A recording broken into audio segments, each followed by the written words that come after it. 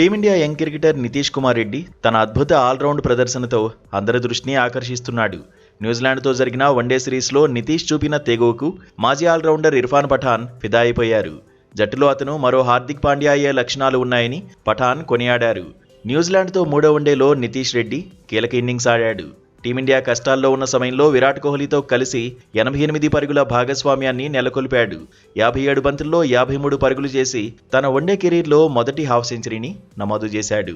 కేవలం బ్యాటింగ్తోనే కాకుండా బౌలింగ్లోనూ గంటకు 135 కిలోమీటర్ల వేగంతో బంతులు విసిరి ప్రత్యర్థిని ఇబ్బంది పెట్టాడు. నితీష్ రెడ్డిని చూస్తుంటే హార్దిక్ పాండ్యాకు సరైన ప్రత్యామ్నాయంగా కనిపిస్తున్నాడు. అతనిలో పెద్ద షాట్లాడే సామర్థ్యంతో పాటు స్పిన్నర్లను ఎదుర్కొనే నైపుణ్యం ఉందని పఠాన్ అన్నారు. ఒకవేళ కొన్ని మ్యాచ్ల్లో విఫలమైనా సరే మేనేజ్మెంట్ నితీష్కు అండగా ఉండాలి.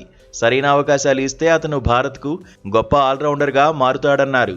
నితీష్ రెడ్డి ప్రస్థానం 2024 ఆస్ట్రేలియా పర్యటనతో మలుపు తిరిగింది. మెల్బోర్న్ వేదికగా జరిగిన బాక్సింగ్ డే టెస్ట్లో సెంచరీ బాది అందరినీ ఆశ్చర్యపరిచాడు. ఇప్పటివరకు 4 వన్డేలు ఆడిన నితీష్ 100 పరుగులు చేశారు.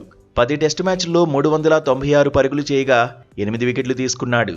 న్యూజిలాండ్తో జరిగిన ఈ వన్డే సిరీస్ను భారత్ 1-2తో కోల్పోయింది. 38 ఏళ్ల తర్వాత భారత గడ్డపై కివీస్ వన్డే సిరీస్ గెలిచి చరిత్ర సృష్టించింది. భారత్ ఓడిపోయినప్పటికీ నితీష్ రెడ్డి, హర్షిత్ రాణా వంటి యువ ఆటగాళ్ల ప్రదర్శన 2027 వన్డే ప్రపంచ కప్కు ఆశాజనకంగా కనిపిస్తోందని కెప్టెన్ శుభ్మన్ గిల్ పేర్కొన్నాడు. త్వరలో ప్రారంభం కానున్న న్యూజిలాండ్ టీ20 సిరీస్లో కూడా నితీష్ ఇదే జోరు కొనసాగించాలని అభిమానులు కోరుకుంటున్నారు.